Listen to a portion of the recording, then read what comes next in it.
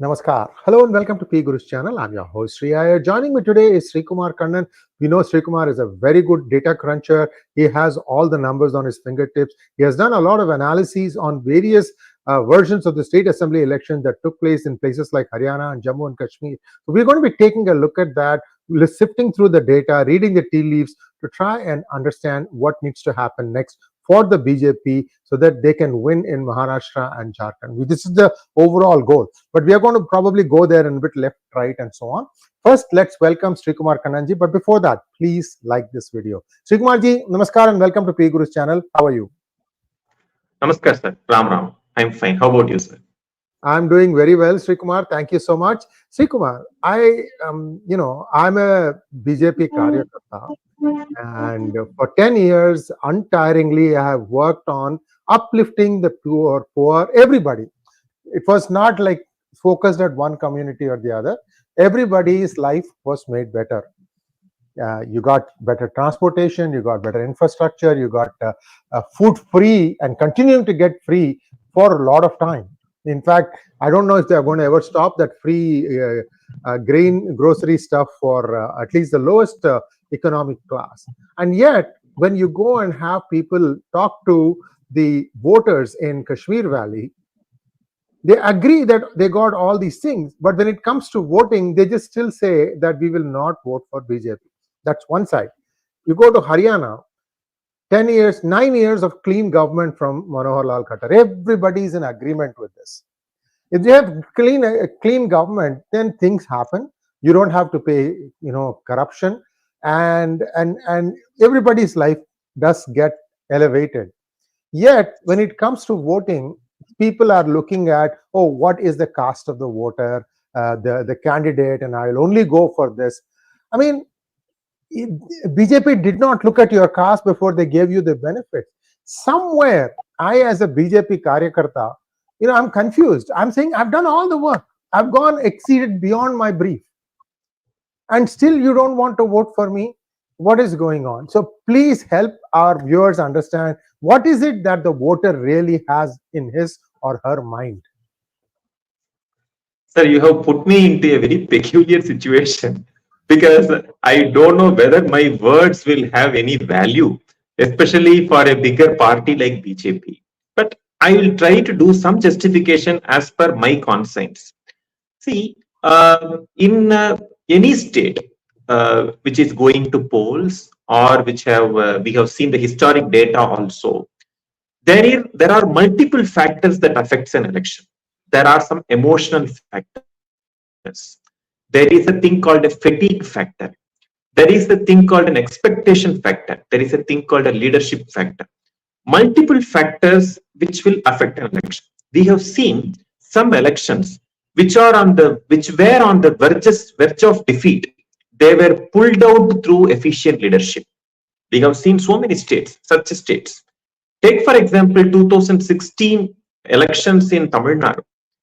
Actually, Tamil Nadu didn't have a history at a recent past to vote back an incumbent government. They keep on changing the government, but they pulled it out.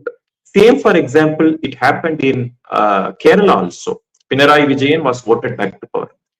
There are some cases where even whatever may be the sops or the attractive schemes which the opposition gives, people don't recognize it and they vote back the incumbent government. Take for example Assam government, BJP, where I still remember in the year 2021 when Priyanka Gandhi visited even the tea garden workers and they promised around 4,000 rupees per month as the monthly benefit scheme they announced.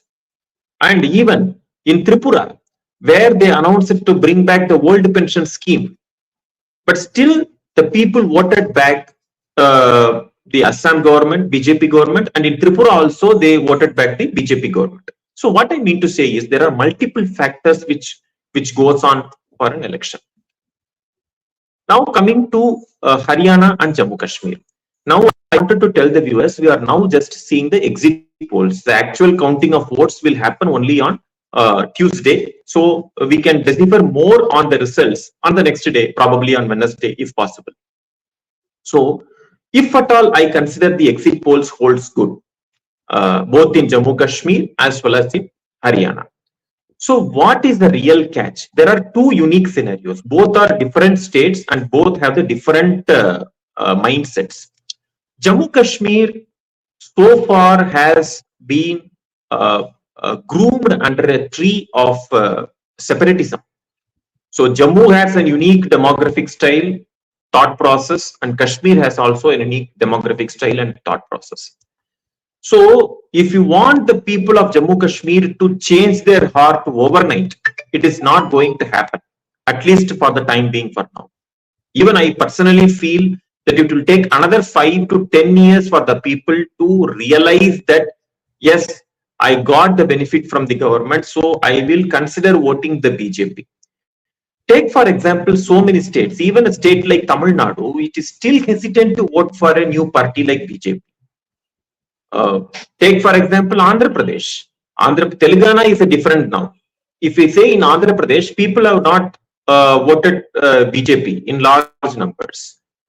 Odisha is first time it is experiencing a BJP government because it was longing for a change, and when the opportunity for the change came, they gave that opportunity only to the BJP, not to the Congress. So we should give the benefit of doubt to the people of the Kashmir Valley, because going by their mindset and their whatever may be the ecosystem which held them captive for decades together, and to ask them to come out of the clutches overnight and to embrace the BJP, that could be very difficult as far as their mindset is concerned. But we have to give 2 or 3 points. Number one, I personally feel, sir, in the current election, if BJP is able to open its account in the valley, at least 1 or 2 seats, then I will consider it as a very, very big achievement. I have told the same thing in your own channel some days ago. In our world interviews, it is there. They will perform well in the Jammu region, and in Valley, if they are able to open their account, then it is the beginning of the era. This is for Jammu Kashmir is concerned. So there is an ideological mindset which prevents the people to look into the other future options. But these options may also change in the future. Maybe it may take time, 5 or 10 years, I personally feel.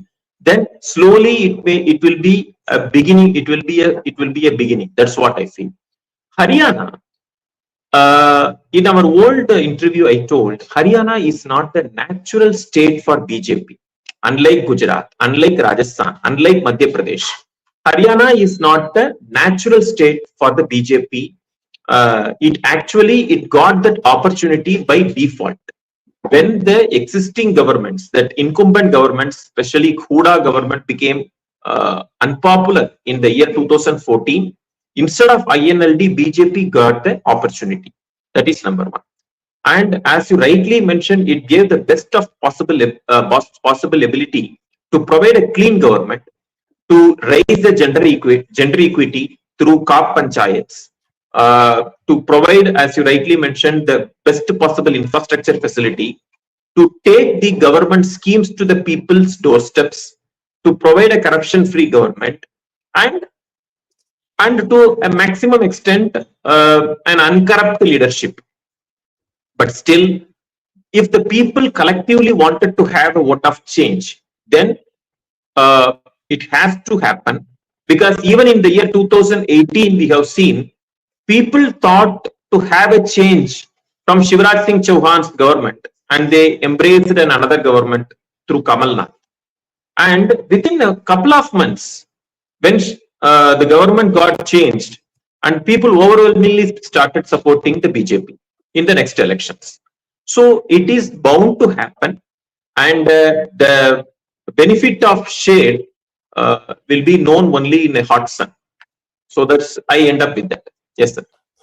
Thank you so much. And many are questioning the veracity of the exit polls. We saw in 2024 it went wrong. We also saw, the first time I saw this mentioned was in 2015, when the exit polls in Bihar predicted a win for the BJP, and the opposite happened. And when the actual counting was going on, one master crook of a journalist blurted out the truth. I don't want to name that person. You all know who I really love in the journalistic community. This crook said, all of us get the data from the same source. So essentially what it meant was the exit poll data is all coming from, I believe now there are two sources. I checked up. There are two sources which go and do a nominal sampling, 1,500, 2,000, 3,000, something like that. And from that, they extrapolate the entire thing, including, the constituency-wise projections. So this is the accuracy of the exit poll. I completely agree with those who are saying that the exit polls are probably should be taken with a pound of salt. Granted, but this is not the only reason, right? Because why else would they change Manohar Lal Khattar a year before the elections, unless the BJP party sensed that there was going to be an incumbency feeling, correct? So I know they have done some corrective measures. They got some Jat leaders into the party fold, but somewhere there is still, what Modi likes to say, tapasya ki kami rahi hai. I'll give you an example where BJP should have taken advantage of what the India Alliance said in 2024, when the exit poll said X and the reality was X by 2. They can still do it, by the way. The BJP can still do this. What they said was that BJP made money because the stock market jumped up because of this, right? Now I'm telling you, Friday there was an order asking the National Stock Exchange to pay up 643 crores for their role in co-location scam. 643 crores. Okay, and when did the co-location scam happen? Under the UPA 2 and UPA 1. And who were the ministers there? Who was running the whole thing? Sonia Gandhi, Rahul Gandhi. Today, if BJP turns out that BJP has actually done better than what the exit polls predicted, even otherwise, BJP needs to take this thing and go to street and tell them, look, these are the guys, crooks, who said that we made money, whereas you see now the justice has been done. The actual original amount was 1,000 crores, by the way, Srikumar. I don't know what magic they did to bring it down to 643 crores. And this was, by the way, 2018. 6 years ago, 1,000 crores. Just the interest alone would have made it to 1,400 or 1,500 crores. Unpaid, right? The fine is just going unpaid. So I don't know. But I'm at least glad that, some money is being forced out of NSE, because NSE wants to go public. And if it goes public, people say that it will be valued at 80,000 crores. For a company which is going to get 80,000 crores by going public, 643 crores is chump change. But that 80,000 crores, who is it going to benefit? I have said this also. These are all things that BJP needs to latch on, especially in Maharashtra, because a lot of people are playing in the stock market. I'm also reading stories that even, tier 2, tier 3, tier 4 cities, many people are doing day trading now, thinking they are going to be able to make money. And I've actually, SEBI did a great job explaining that most day traders have lost money. That's why there are curbs and restrictions in F&O, futures and options now, so that people don't lose money. They're not realizing what is happening. Prices don't keep going up. They go up for a reason. They also come down for a reason. Anyway, so these are all some of the things that BJP can turn the tables on India Alliance. And I'm surprised that nobody has talked about it. It's a very important order, or even if the number is not something that I am satisfied with, because you don't know how much pressure I was put under, Srikumar, when I used to come out with these stories. People used to curse me, my son, my grandson, my santati, saying that all of you will be destroyed. You are a liar, this, that. Where are they? So these are all things that happen. Why I'm saying all this is, somewhere still the BJP can improve its communications, improve its own image, that we are with you, we are doing something for you.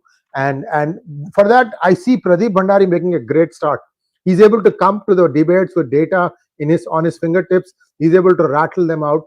But it's not just one person, one program, right? It has to be widespread, have to be calm, cool, efficient, collected, and when it comes at the right time, you hit the data. So this is what I think needs to be done. Now you tell us, see, you've looked at Maharashtra and Jharkhand, and I think one time we looked at this, sort of mota 20,000 foot level. You had mentioned that Jharkhand has a possibility of doing a Chhattisgarh in 2023. Possibility. So now let's take a look forward to Maharashtra and Jharkhand. Your thoughts? Sir, I wanted to add some more points along with the exit poll, what you rightly mentioned during the beginning of our conversation now.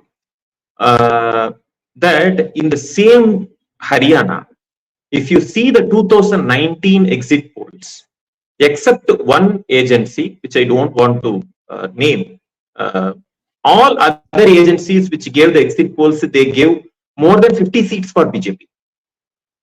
But when it came to the reality, BJP got less than it got exactly 40 seats, which was the 6 below the majority mark. So what I mean to say is the exit polls also went wrong as far as Haryana is concerned in the year 2019.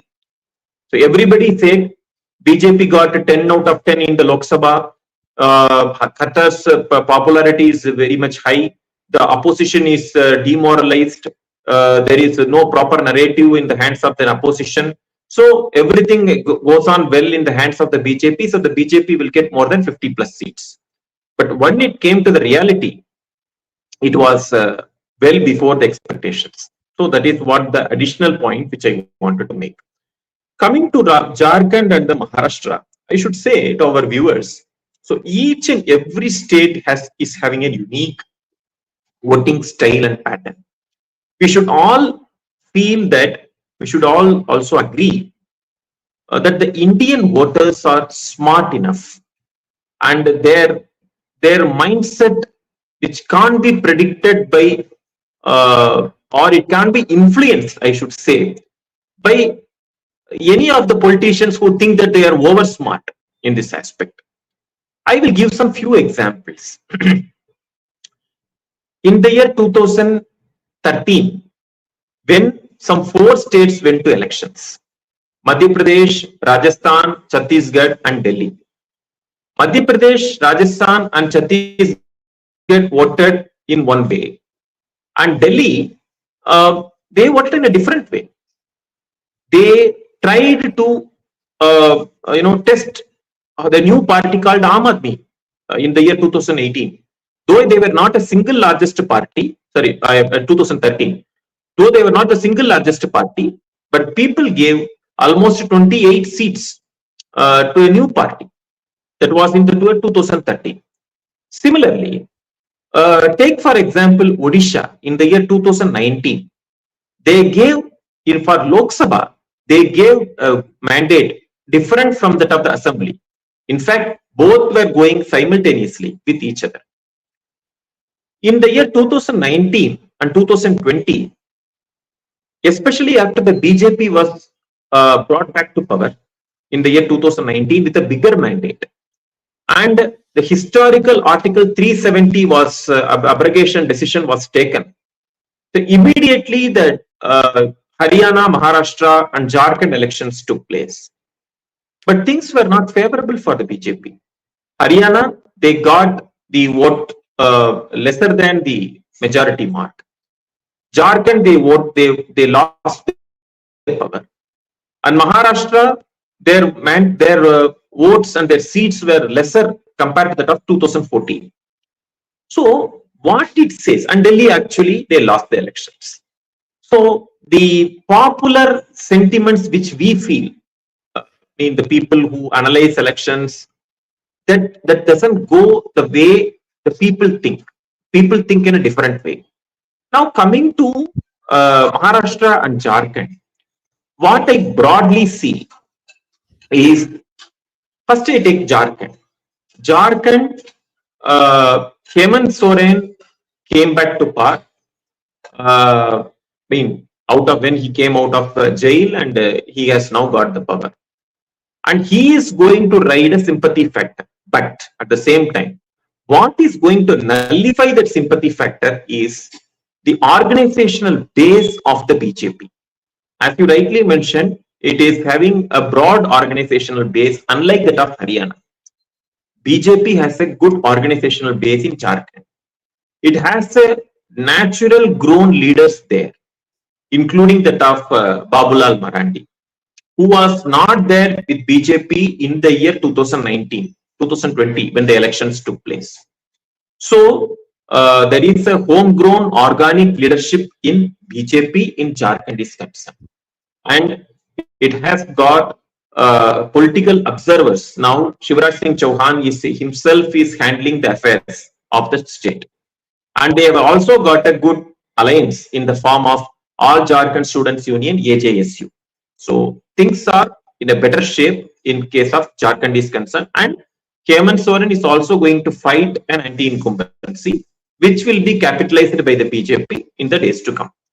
Coming to Maharashtra, the biggest advantage for the BJP is the 𝗣𝗚𝘅 𝗢𝗚𝘀𝗍𝗔 in the different form of in Maharashtra Marathi, which Sachinji which can help me out in the exact name of that Yojana, which I feel is going to be the game changer. See, unlike the other alliance chemistry, the one scheme which is hitting the ground is this scheme.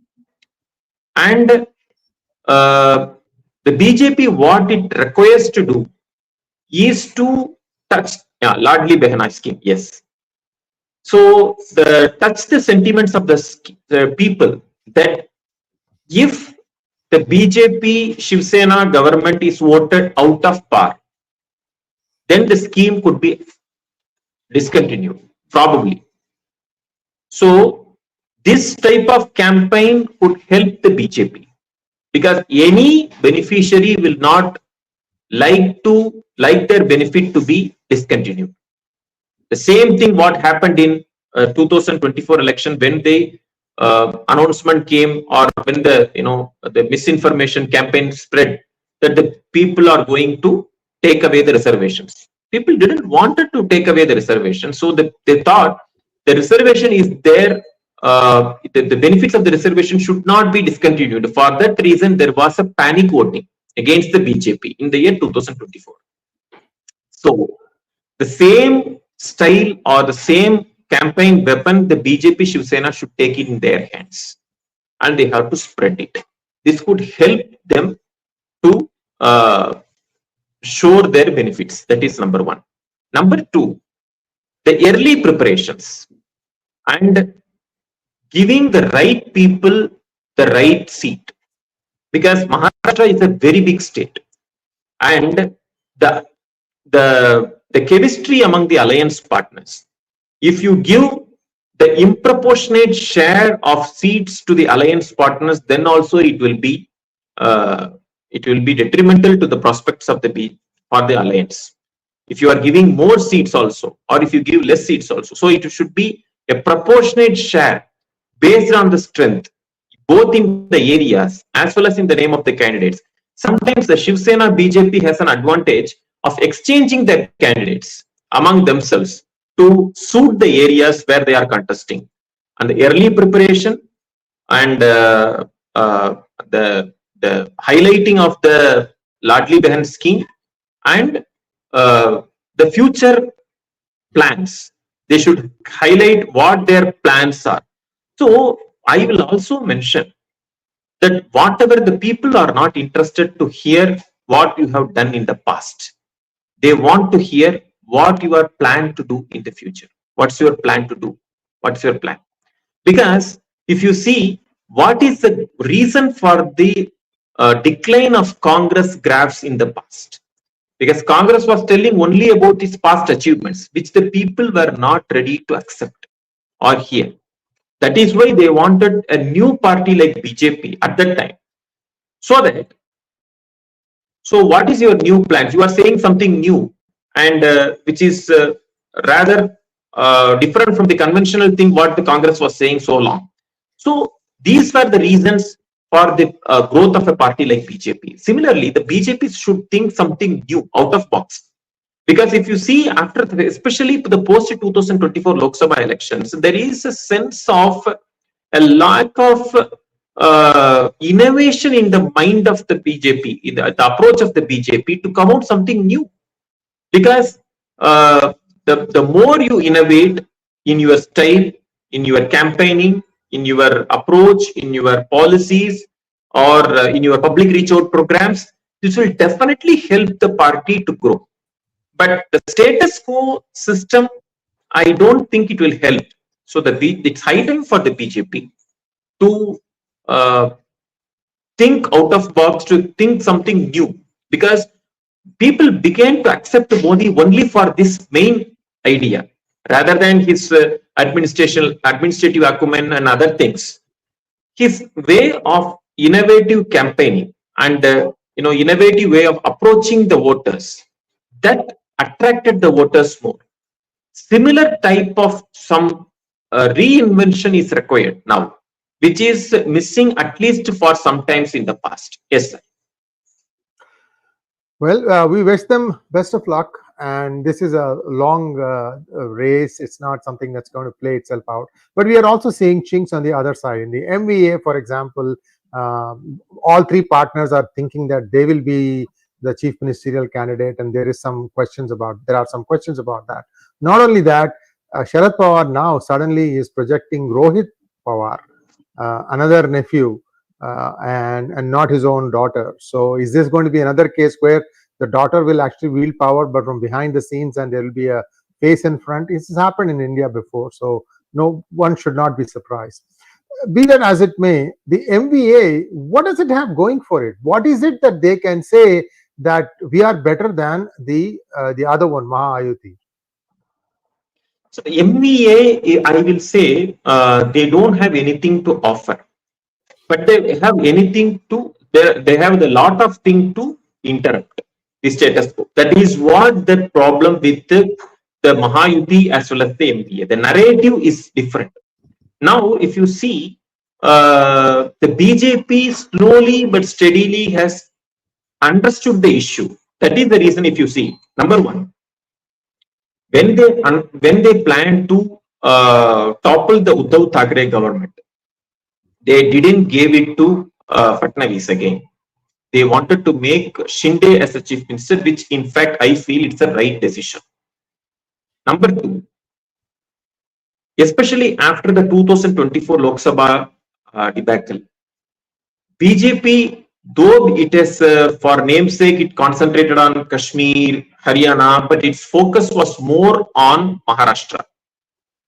It is obvious because you can see, you can sense it from the number of visits the Prime Minister has undertaken in Maharashtra, right from June until now. In so many government programs, you will see him, undertaking government programs or government travel to Maharashtra every now and then, at least twice in a month he is taking. So it shows that how much importance he is giving to Maharashtra. Another thing, touching the sentiments of the Maharashtrians, especially the recent decision to announce the classical language status to the Marathi language. That is also along with Assamese and Bengali, which are also the future elections in the year 2026. This is also one of the best and right moves, I should say, because when the language also deserves full credit because of it, they are rich in their heritage and rich in their cultural and other grammatical issues. But at the same time, the decision also is taken at the right time. That's what I feel. Where the MVA score is to whip up the Maratha pride on one side, and they have ready-made minority votes in their favor. So anything they are going to get is about that minority vote plus. So their vote share at least is starting from the from the higher side, comparing with that of the Maha-Ayuti alliance. So where the BJP and the Shiv Sena has what is required to do is, number one, to finalize the seat sharing talk as early as possible. Number two is to identify the key candidates and to announce them at least the challenging place seats. Take the cue from Chhattisgarh. They announced the candidates of challenging seats much earlier. The elections were in December, but they announced the candidates in August and July itself, at least for the tough seats. But in case of Lok Sabha, they announced the candidates much later in Maharashtra. That is also another reason for the loss of seats in Maharashtra. So these are the things which the people has to in the BJP alliance has to understand. What the Maharashtra Vikas Aghadi is the biggest problem with them is the lack of leadership. They have multiple leaders and each party has its own ambitions. Uddhav Thackeray, though he is in the alliance, he is the biggest contributor for that alliance. He wants either himself or his sons to succeed as the chief minister in that alliance. Sharad Pawar, he is in his senior-most age. Now he wants, at least during his lifetime, he wants to bring any one of his family members, be it his daughter or anyone else, as the next chief minister for Maharashtra. Congress, on the other hand, feels it is a natural, beneficiary of this alliance, and it is the biggest contributor for this alliance, and it is a right on their part to have its share as a chief minister. In fact, it has people like PVR Narsimha Rao and even others to become the succeed as a chief minister. So they are also grooming up their own ambitions and aspirations. So this is the biggest problem as far as MVA is concerned. Whereas there is no leadership crisis in Mahayuti, but the biggest problem with Mahayuti is the anti-incumbency and the way they have to bridge up the sentiments and to turn around the losses of the Lok Sabha. Because I don't think that Jammu Kashmir and Haryana elections are going to affect the Maharashtra elections. But the Maharashtra parliament elections results, that should not be allowed to seep in the minds of the voters to vote back MVA. Instead of that, they have to prefer Mahayuti, means that they have to move, they have to take all the right, they have to press all the right buttons at the right time. Thank you so much. And tell me what you think are the projections from your point of view for Maharashtra and Jharkhand as things stand today. And then we'll go for question and answers. But before that, viewers, please like this video. I'm seeing that none of us got notifications. Sometimes these things happen. Your likes will help us boost viewership. Thank you. So your projections for Maharashtra and Jharkhand. Jharkhand, I feel that BJP AJSU alliance will get a simple majority. And if suppose they will get an absolute majority, I should say, BJP on its own can get an absolute majority. Things stands as on today. And for Maharashtra, Mahayuti is an advantageous situation. So I concur with the views of Mr. 𝗤𝗍𝐶 Sriram, my good friend. And he has done an extensive reporting. And, he has made an crisscross the state. He has moved Maharashtra. He has analyzed the state in such a way that he touched each and every region, be it Konkan, be it Marathwada, be it Western Maharashtra, be it Mumbai region. He has touched almost all the 360 degrees. He has given that. And I take the opportunity to concur with his views that Mahayuti has in a good advantageous situation. And for the benefits of our viewers, I also tell, whatever may be the results of Haryana and Jammu Kashmir, it won't have, it may have some psychological effects as far as the party is concerned, but as far as the voters are concerned, it is not going to make much a difference. Thank you so much, Srikumar. And now let's take a few questions, please. Yes. Ravi Shankar wants to know, sir, AIMIM in talks with MVA for alliance to defeat BJP. Will Hindus awake now? No, I don't think such things will not help. Such things will help the BJP, because so be it AIMIM contesting separately or with MVA, that doesn't going to make much a difference as far as the BJP Shiv Sena prospect is concerned.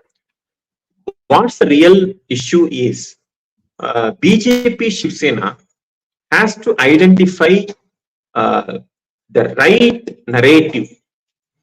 See, earlier what was the narrative of the MVA was, first Uddhav Thackeray began to say that it was his chief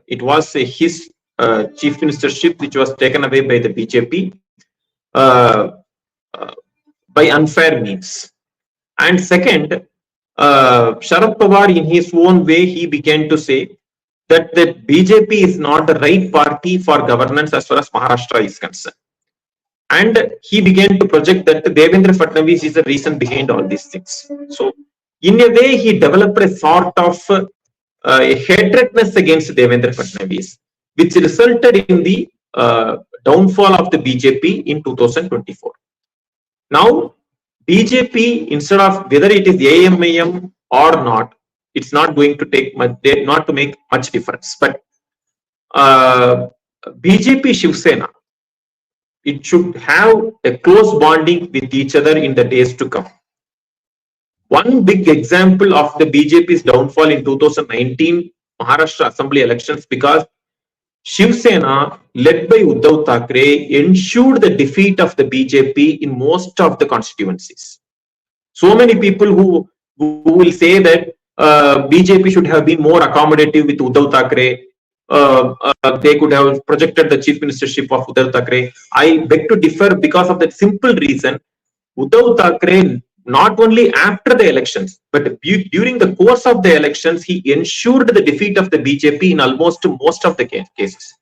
And he defeated them in such a way that first he will defeat the BJP, being with the BJP and in an alliance, and after the results are concerned, he will throw up a condition that you will be forced to accept Shiv Sena's chief ministership. Otherwise, you will be thrown out of the alliance. And I will have one. He had a plan B much before the elections. He had talks with Sharad Pawar. He had talks with Congress much before the elections. That is why that alliance materialized. So, so people, even the right wingers, they may feel that BJP should have been more considerate with the Shiv Sena of Uddhav Thackeray, which I don't agree. He was the person, Uddhav Thackeray was the person who sabotaged this alliance much before. So, AIMIM, I mean to say, whether they are with the alliance with BJP or not, with the alliance with the MV or not, they are not going to change the results. Before we go to the next question, Sachinji, could you please do me a favor and pull up the number of seats contested by BJP and Shiv Sena and number of seats won by BJP and Shiv Sena in the 2019 elections. If my memory serves me correctly, the seat sharing for the assembly elections was done simultaneously along with the seat sharing for the 2019 Lok Sabha elections, right? And if I remember correctly, the strike rate of winning strike rate of BJP was much higher than that of Shiv Sena. Let's just take a look at the numbers rather than talking in air. So, Sachinji, while you put up the next question and we are answering it, if you could look at that particular number and bring it up, that'll be great. Next question, please. Ah, he's already there. Thank you so much. Wow. So look at this. Look at this. So the coalition, the number of candidates put up was BJP. Okay. So out of 288, the BJP contested 152 and Shiv Sena contested 124. That comes up to 276. And the 12 others, NDA others, these are probably smaller parties. And then what was the victory? I think BJP got 107, if I remember correctly.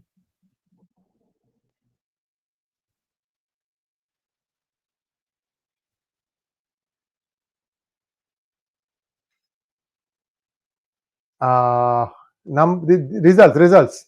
This is the breakup results. Yeah. BJP got 105. Shiv Sena got only 56. So the strike rate, it's easy to see. BJP had a much better strike rate.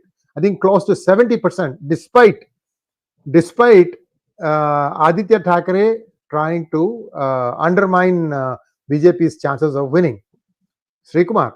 And so, in fact, rather than the strike rate, the underlying message is Shiv Sena got almost many seats, winnable seats from the BJP, and they allowed themselves to lose. Here is the catch. Rather than the strike rate is a different one part of the story.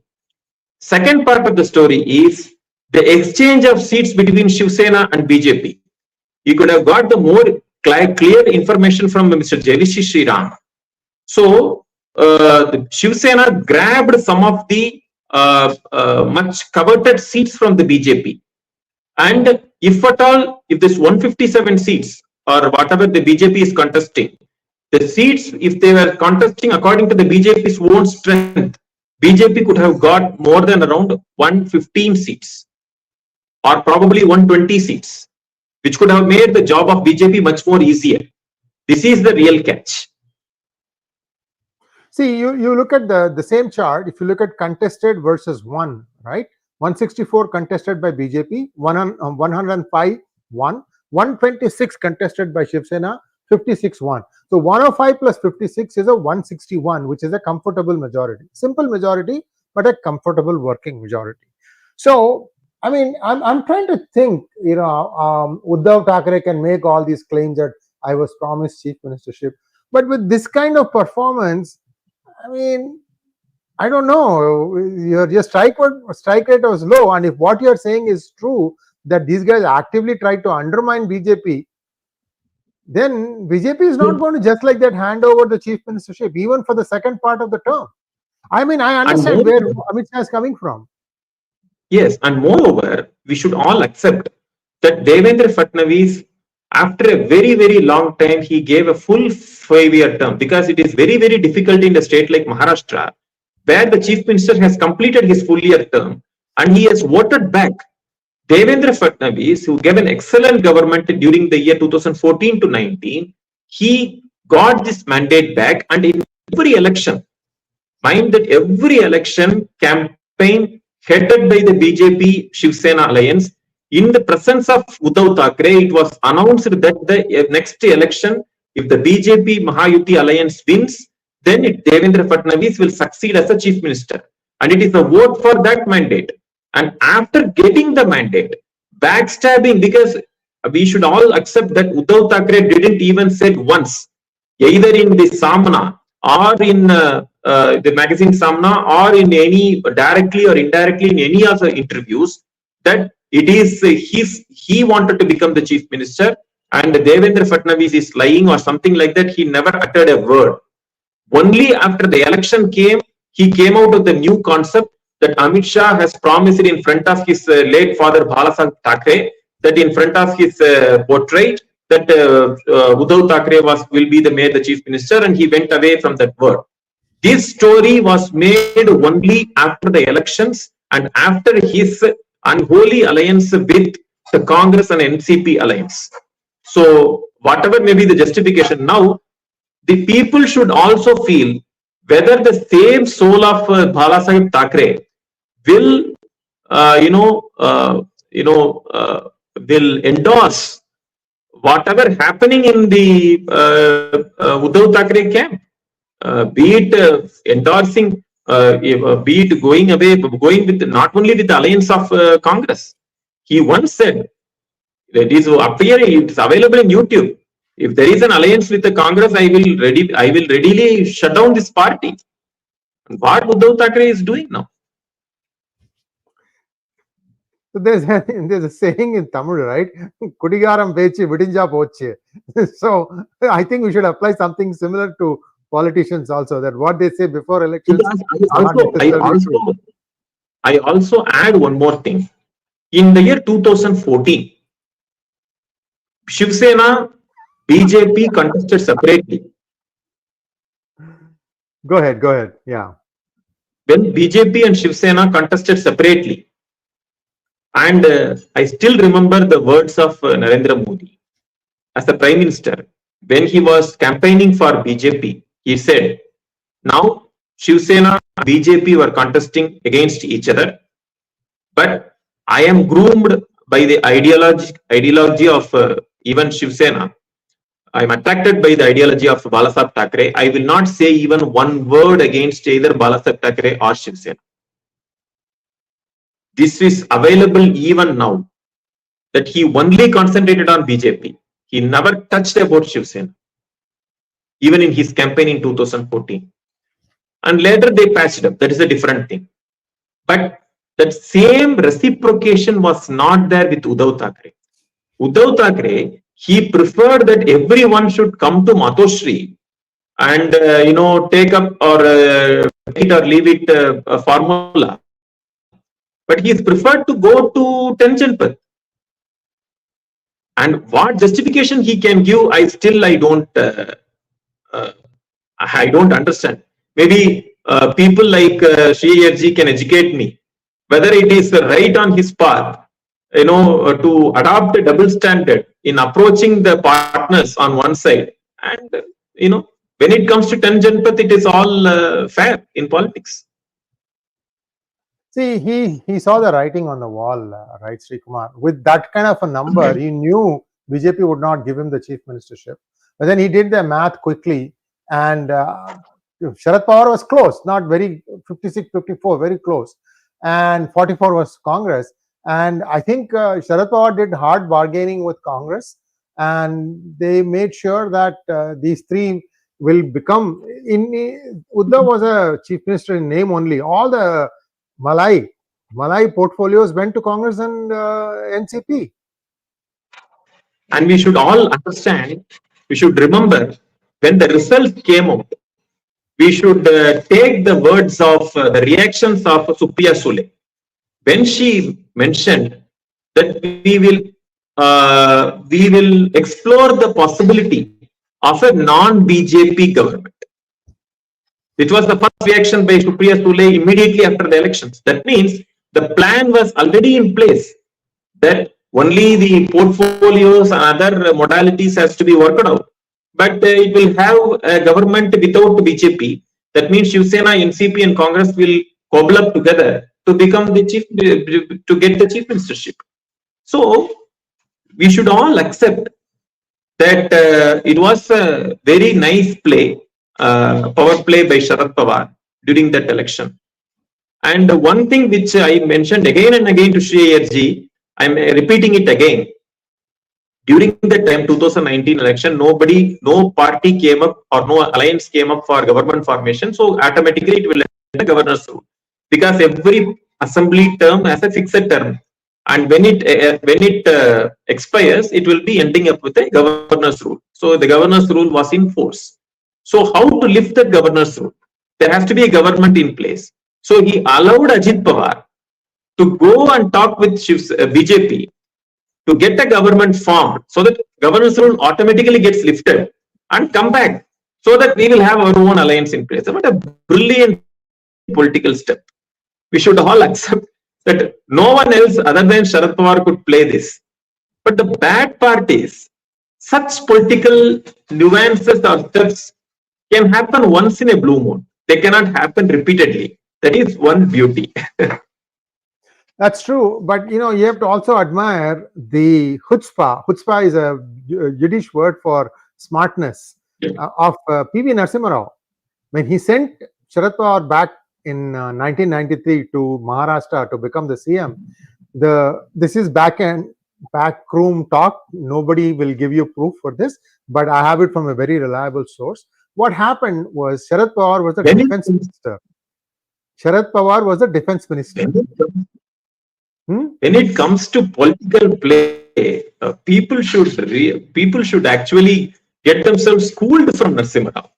Not only sending Sharad Pawar to Maharashtra, so making him defense minister, moving him away from Maharashtra, making Vajpayee to be the face of in the UN General Assembly. Right. So, right. What a brilliant, power play he made. On one side he checkmated Sonia Gandhi. On the other side, he made the BJP also in good books within the alliance, within the party. he made almost all nullified, at least for the end of his term. And we should all understand, Narsimha Rao's time was one time, it was marred with so many disturbances. On one side, you have an economic problem. On the other side, you have a social problem. On the other side, you have a government existential issues. You have an internal party problem. So this man, effortlessly crossed everything. I think we have another video to see. You can bring the video up now. Less relevant today is the concept of Hindutva politically, which the BJP has espoused, which you also espoused. Is that not less relevant Don't politically? ask me anything about BJP. Why? No, that is a different question. About their idea about Hinduism and my Hinduism is something which I stick to Hinduism in a different way. I don't use these isms for political purpose. I use this ism by my heart, my country, Hindustan. Yes. Politically, is it relevant? Politically, is it relevant today? Will people vote on religious lines anymore? People are not concerned with all these isms. They want to see that they live happily. They're more concerned with their livelihood. Are you completely as close to the BJP as you used to be, or over a period of time? Nobody is close to anybody. No, you were close to the BJP. Close what? You had a political alliance with them. Close क्या होता है? Politics में close का कोई सवाल नहीं आता है. आते हैं जाते हैं. Close का spelling भी अलग होता है. You are close and you are close also. You close the door also. No, you are ideologically close to the BJP, aren't you? Not this new generation. I am with when Bajpayee was there, Armani were there, from that time. Ideologically as close to the BJP as you used to be, Mr. In Thakur? politics, there is no ideology. No ideology. They just come and go. No, But as part. the BJP and Shiv Sena will work together in the years to come, because it appears to me that you're not as close to BJP as you were. This is a new generation which is there in power as far as the BJP is concerned. It's for the Uddhav you can ask this question. Whether Uddhav generation and this new generation of Nitin Gadkari and all, they can go hand in hand. So this is around the time Gadkari became president, looks like, of the BJP. So very interesting. But he is selling some truths that there are no ideologies. Today's partner, tomorrow's enemy, and reverse and things like that. But what you said is right. Those 5 years, India had tremendous growth despite all the other things that was going on. If I would say a couple of things that probably marred his term, one was the Jain diaries. Normally very meticulous. Preparation of Narsimha Rao ji is very meticulous. How that Jain diaries, if he had some names of Congress netas in there, he should have gone for the jugular and finished them off and put them in jail. Because he knew she was gunning for his head. He stopped going to see her very, very early on from his prime ministership. He didn't go to visit Sonia Gandhi at all. And in fact, I believe, again, backroom talk, that in cabinet meetings, he would tell all the other Congress ministers, why are you going and seeing her? What is the reason? Why are you wasting time? So this used to be a common question, I believe. I mean, Makhanlal Photedar, one time he just came and she yelled at Narsimha Rao in a cabinet meeting. Next day or within a few days, gone. Chidambaram tried some tricks, gone. They literally had to, I think he never took back Photedar. I think Chidambaram came back because of a lot of pressure. So what I'm trying to say is he knew these guys, what thought would form in their mind, and he would act on that. Anyway, so very interesting time that India went through. Compared to that, now is nothing. Whenever Sree Iyer ji, other than during the election and other things, let us also discuss something, some of these events. which are evergreen history. Indian politics, be it Narsimha Rao's time. So some of the interesting historical events which should be, brought into the benefits of our audience. So many things happened. So during the non-election or this hot political events, let us have those things. Yes, absolutely. I did have Narsimha Rao's son, Prabhakar Rao. He had come on my channel once because we were trying to, 100th anniversary was coming up, and they were trying to see if they could have some sort of event in Telangana, because by that time the Bharatiya Rashtra Samiti had come to power. I don't know what really happened after that. I kind of lost touch, but a lot of lessons you can learn from him. Anyway, thank you so much. Let's go to the next question. Yes, please. Jaya Raman wants to know, why isn't BJP setting narratives after doing so well? They are still in defensive mode? I don't think they are in defensive mode, but their innovation has gone to a bit too far. So there are something which you have to reinvent, be it in a party or be it organizational structure. See, even in organization structure, they brought out new ideas. They had age-old Vajpayee and Advani, then they brought up with Narendra Modi. Now it's time for Narendra Modi to welcome some new ideas, especially within the party organization structure. That is one thing. Second thing is from the erstwhile, cow protection, and if you see from the Jansangh days and towards the Ram Mandir movement in the BJP's origin from 1980s till 1989, that's Ram Mandir origin. Then slowly adopting the welfare measures and to reach out all the non-traditional BJP areas to strengthen themselves. So such type of things are required, which I think it has got a bit stagnated, especially after the late 2019 elections, I should say. So now it is high time for the BJP to reinvent, and I feel there are enough think tanks within the BJP and in the RSS and also some common friends there. They can help the BJP to cross this problem. I don't think it will be a much bigger problem. In the days to come, it will be successfully handled, I feel. Next one, our friend, our editor Sachin points out that most of the fiery speeches of Balasaheb Thackrey were in Marathi, and neither you nor I understand it, so we can't even highlight it for our viewers. Sorry, guys. But the point here is, even in Tamil Nadu, right, the Tamil speeches of some of these leaders, much more partisan, much more down. I mean, very, what I would call as a worst kind of oratory, especially people like Karunanidhi. I never thought the guy deserved even a stamp, but postage stamp, forget about a coin. See, this is where, because of the way he used to talk about, prime ministers.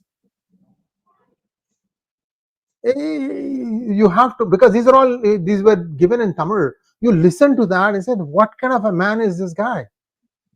Anyway, next one. Raj Balasubramanian wants to know, I think we didn't do this one, right? Yeah. Raj Balasubramanian wants to know, is there a lack of predictive ability or arming right resources or complacency? Why is success not trailing successes? So there is the main reason, Balasubramanian ji, democracy is a dynamic process, and it is very difficult to sustain success. And at the same time, because I should say, political success is on one side, and they have to ride on a democracy. When the democracy is very volatile and it is very dynamic, political success cannot be stagnant or it cannot be static. So they have to move along with that. So that is the natural process. When the democracy is reinventing itself slowly but steadily and maturity comes up, the parties which wants to get success also has to evolve in a better way. then only you can understand the dynamics of democracy. The real problem here is, on one side, democracy is functioning or evolving itself, and the parties which are giving the leadership, they don't want to change. Then it becomes a collapse. So this is what, as a political student, I feel. So if both goes hand in hand, then there will be an ability, as you rightly mentioned, to understand and to sustain the success. If I understand your question correctly, and if I try to answer it correctly also. Raj, one thing that I would like the BJP to have implemented already in Haryana and J&K, as well as moving forward in Maharashtra and Jharkhand, is to ensure that the incorruptibility of the officers, even to the booth level, is ensured. This is the election commission task. They need to weed out. They need to make sure only clean people are kept, because EVM voting fraud is now confirmed that you cannot commit fraud on EVM voting. But if the booth level officer and the booth agents all collude, then somebody else will be allowed to go and vote in somebody else's name. That you cannot stop. So for that, so what I'm trying to say is, the election manipulation has moved from EVM level to the booth level officers. You need to check that. You need to make sure. I mean, I am very vehement in my statement that if that was done right, Tamil Nadu would not have had such a bad result for BJP. It's way beyond what happened. I mean, it's just sad the way that has happened. So, and West Bengal too. West Bengal is a different level of voter intimidation, and that should have been addressed after 2021 itself. 3 years were there. So sad. I mean, all I can say is they may have some difficulties on the ground, but it comes down to this new level. So EVMs are not hackable, but booth level officers, I don't know. That's why I said after 2024, they should have come out, the election commission should have come out with a white paper. Say that this is what happened. There were some booth, because the officers from the ground, the booth agents of BJP, they were screaming. Like, I'll give you a simple thing, Srikumar. This happened in Deep South, like in Tirunelveli, that area. The guys, what they did was, see, there were 2 slates for each EVM because there were so many contestants. What they did was A to M, say, and N to Z. These were the names of the candidates, and I think the sorting was done based on I think the party name. I don't remember exactly how, but basically what should be appearing on the first was appearing on the second. It would be an alphabetical name and the party preferences and the alphabetical name. Yes. So the national party will come. It was difficult to find out there.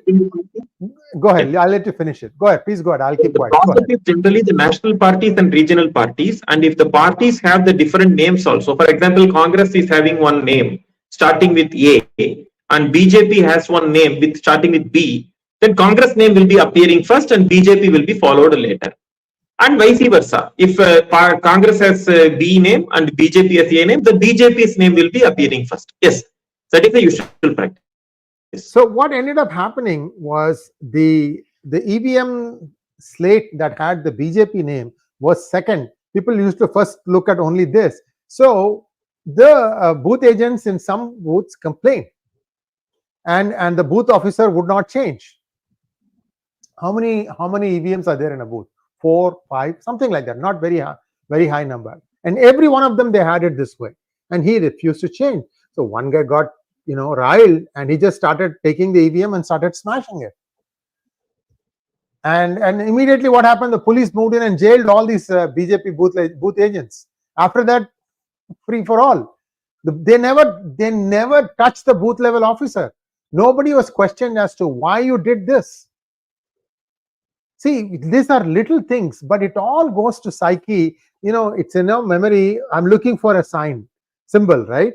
And that symbol, if I don't get it, then I get confused and I end up voting for the wrong one.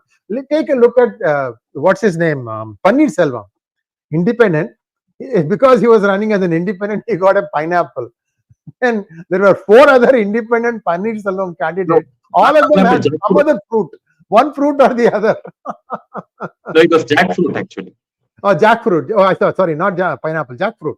But everybody else had the same Pannirselvam with some other fruit symbol.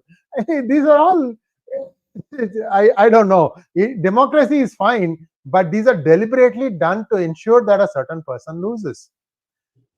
So it's all good to show in hindsight what happened, but at least let's learn from the mistakes. Let's go on to the next question, please. Dan Dave, thank you so much. Hindus are busy being Rajputs, Jats, Gujars, North Indians, South Indians, fighting over Hindi versus Kannada. Hindus headed for self-destruction.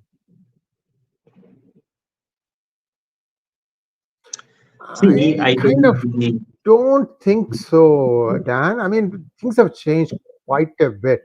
Although we still vote with our heart and not with our head. That I will give you. We are still voting with our heart, not with our head. And the politician knows that better than us. Over to you. Yes, sir, I agree, because these things are bound to happen. And see, when India being a diversified country, diverse country, it won't vote in the same way as we think so. And like us, the parties also know that, but still they also give. If, for example, take for example all parties. The parties also give the tickets according to the caste lines, be it Congress, be it BJP. So the caste system or the demographic differences or the north-south divide, it is an intrinsic part of the Indian democracy. The only thing is, as long as they are healthy enough to get more benefits according to their rights, all are fair. When it exceeds the demarcated, the larger interest of the country's harmony and integrity, then the issue comes up. So when it comes to the democracy, when it comes to governance, I agree that there is the differences will be there, and they should address each and every issues concerning those aspects. Next question, please. Manoj Soma wants to know, Iyerji, for any party to taste fruits of its policies, it will take up to 4 terms. Your views. Manoj, I couldn't disagree with you more. Tell me, what did Aam Aadmi Party do in Delhi for it to come to power on its second attempt in such a brute force majority in Punjab? Please answer this question. Over to you. What do you think? Now, the state of Aam Aadmi was completely different. See, Aam Aadmi Party goes into those places traditionally where the traditional parties are weak. Aam Aadmi Party cannot try and test its water in, take for example in Jammu Kashmir, take for example in Haryana, where it won't even try how much seats it can get out. In Goa also, in Madhya Pradesh also, because wherever established parties are there, Aam Aadmi Party cannot sneak in. Even to come out Tamil Nadu, where it is very, very similar to that of the Aam Aadmi mindset, Aam Aadmi Party's mindset, Kerala, Tamil Nadu, Karnataka, Aam Aadmi Party cannot grow. Aam Aadmi Party, it sensed a gap in the political process of Punjab and Delhi, and not beyond that. And when I'll tell you one more thing, Shreyaji, when it tasted defeat in Delhi in 2025, if it happens, then you can find the Aam Aadmi Party's fall very steep, and it will be very difficult for it to re-emerge, because the epicenter of its growth is Delhi, and when that crumbles, then the Punjab automatically it will slip away from its hands in the year 2027. So it differs. That is actually I personally feel the fact is in between what Manojji is telling and the popular perception is. It is in between actually. It won't take 4 decades as such. And Aam Aadmi Party is a political accident. It may take once in a while. It will not happen always. Next one, please. 𝗣𝗬𝗂𝘁𝘀𝘆 𝗢𝘂𝘁 wants to know, sir, Modi back to Modi back to Hindutva, but Mr. Nadda is probably looking ineffective. Your view, sir? I agree that Nadda is pretty bit ineffective. It's high time for him to change because Nadda has given enough injustice for the post what he has held as a party president. So it's high time for him to demit his office and have a successor. But Hindutva alone cannot fetch votes, Vijayji, because if you see, because there are some places where Hindutva will find votes. There are some places it won't fetch votes. So it is the combination of everything. See, Uma Bharati was a firebrand Hindutva leader. But when it comes to governance, she lacked that governance skill. But Shivraj Singh Chauhan was comparatively, he was not that much an aggressive Hindutva leader. But look at his style of governance. So things will change. So for the benefits of the audience, according to me, my own personal opinion is Hindutva alone cannot bring votes. Some people are saying that when BJP loses an election, they will say that it's high time for the BJP to go back to Hindutva. But when it goes to Hindutva, it won't get votes. Hindutva is a tag. It differentiates you away from Congress. That's all. Later performance matters. And when it comes to performance, the nuances matters. Narrative matters. So, and the ability to have a second level leadership, the organization structure, and ability to convince the people, all these matters to win the election. Hindutva alone cannot deliver results. Next one, please. NN, is video recording done inside election booth for checking any malpractice? I think they are doing it, but it will be coming out only when there is any case or something, I believe. When there is a people approach the courts, then they may call for the video recordings, be it within the booth or be it in the strong room area. I think so. Because of that reason only, court may order for a repoll or re-election, or election commission may countermand the election, something like that. You know, I was a little disappointed that Annamalai didn't fight out his case. That he said 1 lakh voters' names went missing. That was a fit case for taking up. This is the president of the BJP party in Tamil Nadu who's making it. Somewhere somebody must have told him, look, we are winning in a big way and don't worry about it, don't do it. And I have a feeling something like that happened. He should have gone for the jugular. You got to have that killer instinct in politics. Otherwise, you know, anyway, that's my 2 cents. I might be wrong. Let us keep these comments separately for doing a video for Tamil Nadu elections and especially BJP's approach to AIMIM. Lots and lots of points to discuss there. Yes. Also, NN, looking at the video is after the fact. You know the track record of many of these people. It's not like they don't know. You know the track record of these people. Nothing prevents the election commission, for example, from getting the state government employees of Jharkhand and come and do booth level activity in Tamil Nadu. Nothing prevents you. Right now, the NIA, the way they raid dens of terrorists or / radicals is not with the local state police. They have lost faith in that. They bring police from a different state. Why can't we do it for elections? I'm just asking questions. It's easy to ask questions, of course, but these are all things that you have to, you know, the leakage is happening in many ways. There is one, see, think of it this way, 100-meter race, right? BJP starts from 0th meter. The other side starts from 15th meter, 20th meter. That person has only got to cross 80. You have to go the entire 100. There's a difference. So that is what is bothering me, that with every election, it gets harder and harder and harder and harder for the BJP, because it is coming through with its promises. It is keeping up its promises. And it is treating everybody fairly. This is the thought I would like to leave with today. Srikumarji, your closing statement, and then we can wrap it up. Actually, we have been talking for 75 minutes. Go ahead. Yeah. Sorry, and for making such an elaborative one for the viewers. I don't know whether the viewers will like it or not. But as a closing part, I would say that the Election Commission also has to reinvent itself, like the political parties. Now the style of campaigning, the going for the Jan Sabhas, they are now becoming like big unwanted things, because we all know that the people are brought from outside for attending, and you are showcasing that as there is a very big mass movement is happening. It's not happening like that.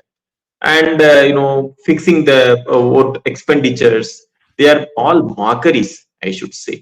So it's high time for the Election Commission to reinvent itself and concentrate more on the track records of the agents, the elected candidates, to identify what are the cases against them, to first bring out some ordinance type of thing, that you are having any grave cases against the person, that person is not allowed to contest, because in the name of democracy we push all the things inside and we say that let the election happen, let him get elected, then another person go to court and let the court to investigate and then nullify the issues. Why not check these issues in the source itself, that if you have a case you are not eligible to contest? So through these type of some new and good methods, you can put the vibrancy of the people, so you can restore. So many good people will come forward to contest the elections. That is the only advantage. Now it is becoming a small club of the notorious elements who think that it is their right to contest the elections. The people who are fair and honest and genuine people stay away from the election process because of these reasons. So it's high time for the Election Commission to reinvent itself in its approach, in its bringing of new laws and recommendations. Let us see whether it happens or not. Until the time it happens, we are only left with options to choose among the worst. Thank you all viewers of PGurus. Thank you so much. And Shyam Tarun, thank you for your super sticker. It just came in now. And viewers will be back again Wednesday with Srikumar ji, time permitting, in Hindi. And by that time, we would have the results. We'll do an analysis of that. We'll continue this discussion, except it will happen in Hindi. Thanks once again, Srikumar. Namaskar.